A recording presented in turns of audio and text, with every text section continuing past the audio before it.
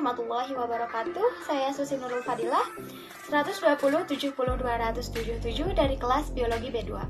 Pada praktikum ini, kita akan melakukan uji protein dengan metode koagulasi dengan bereaksi cuka. Sebelum kita melakukan praktikum, alangkah baiknya kita mengenal terlebih dahulu apa itu protein. Protein ini sendiri merupakan zat yang mengandung nitrogen yang kita percayai sebagai pendukung fungsi di dalam tubuh. Lalu, apa saja sih fungsi protein di dalam tubuh kita? Yang pertama, protein adalah sebagai pengkatalis enzim. Yang kedua, protein sebagai alat penyimpanan dan transport. Yang ketiga, sebagai fungsi mekanik. Yang keempat, sebagai pengatur pergerakan pada otot. Yang kelima, sebagai antibodi. Dan yang terakhir, sebagai proses informasi di dalam kerja sistem syaraf. Nah, lalu dari mana sih kita bisa mendapatkan protein? Sumber protein terbagi menjadi dua. Yang pertama ada konvensional dan yang kedua ada non-konvensional. Yang konvensional ini juga masih terbagi menjadi dua bagian. Yang pertama ada protein nabati yang berasal dari tumbuhan. Misalnya kacang-kacangan atau biji-bijian atau serealia. Lalu yang kedua ada protein hewani. Protein hewani ini berasal dari hewan. Bisa kita dapatkan dari daging ayam, daging sapi, daging kerbau, daging kambing, dan juga kita bisa mendapatkannya dari telur atau susu dan produk olahannya seperti keju, yogurt, dan sebagainya. Nah, dan yang kedua adalah protein non-konvensional. Nah, protein non-konvensional ini sendiri merupakan sumber protein baru yang ditemukan untuk memenuhi kebutuhan makhluk dunia akan protein. Nah, protein ini biasanya disebut protein sel tunggal, berasal dari mikroba seperti bakteri, hamir, atau kapang. Nah, tapi sampai saat ini belum berkembang protein sel tunggal yang dibuat untuk bahan makanan yang bisa dikonsumsi, seperti itu. Baiklah, agar tidak memakan waktu yang terlalu banyak, langsung saja kita melakukan praktikum. Nah, di praktikum kali ini saya mengambil sampel susu murni yang langsung dari sapinya, lalu susu dengkau dan juga kecap. Nah, tapi praktikumnya tidak di sini, meja saya kosong karena kita melakukan praktikum di dapur. Kita gunakan di sini ada 500 ml air di dalam panci, lalu susu dengkau yang diseduh dengan 25 ml air, susu sapi murni 25 ml dan kecap yang ditambahkan 25 ml air dan juga tentunya cuka. Langkah pertama yang kita lakukan adalah mendidihkan 500 ml air. Ini bisa menggunakan api kecil, sedang atau besar, tapi saya menggunakan api yang besar. Kira-kira ini didih pada waktu 4 menit kurang sedikit. Nah, kita tunggu sampai didih.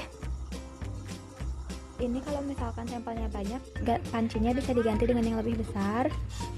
Oke, ini sudah mendidih, kita simpan ke meja, kita diamkan sebentar saja. Lalu kita masukkan sampel. Semua sampel kita masukkan ke dalam panci yang airnya sudah dididihkan. Kita taruh satu-satu. Ini mengepul ternyata. Oke, ini sudah kita taruh semuanya. Lalu kita akan mengamati perubahannya nanti setelah kita tetesi cuka. Nah, ini dia saya pakai cuka dapur. Kita tetesi dulu ininya dengan cuka. Ini juga sudah terlihat sebenarnya koagulasinya. Tapi biar lebih terlihat lagi, kita akan tetesi cuka.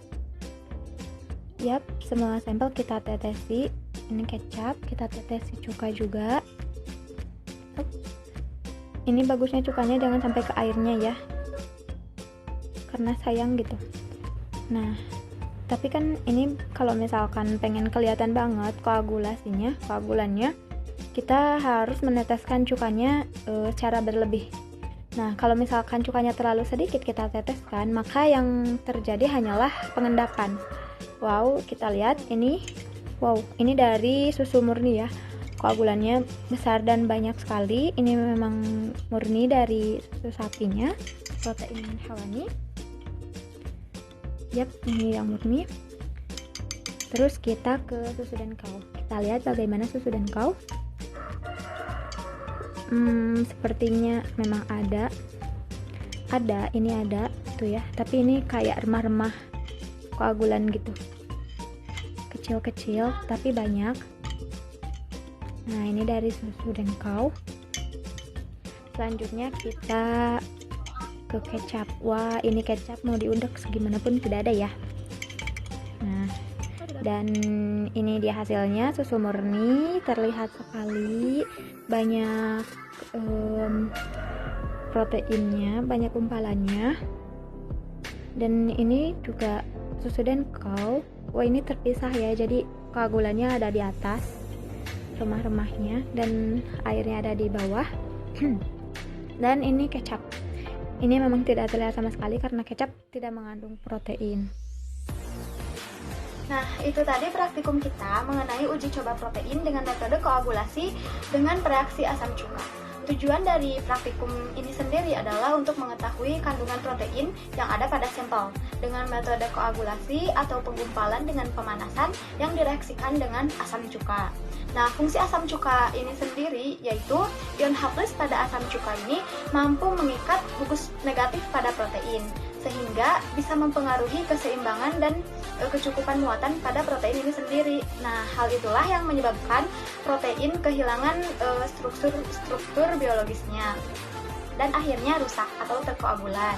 Nah, dapat kita lihat ya hasilnya bahwa pada susu murni memiliki protein yang paling tinggi. Kenapa? Karena tadi ketika kita sudah panaskan dan juga sudah kita tetesi asam cuka, yang menggumpalnya itu, yang terkoagulannya itu banyak sekali dan juga besar ya kan. Nah, sedangkan pada susu Denkau itu mengandung protein yang lebih sedikit dari susu murni. Karena tadi ketika sudah dipanaskan dan diberi cuka, terdapat gumpalan-gumpalan, remah-remah gumpalan seperti itu kecil sekali tetapi lumayan banyak. Nah, sedangkan pada kecap itu tidak terjadi koagulasi sama sekali. Itu karena kecap tidak mengandung protein meskipun terbuat dari kacang kedelai seperti itu.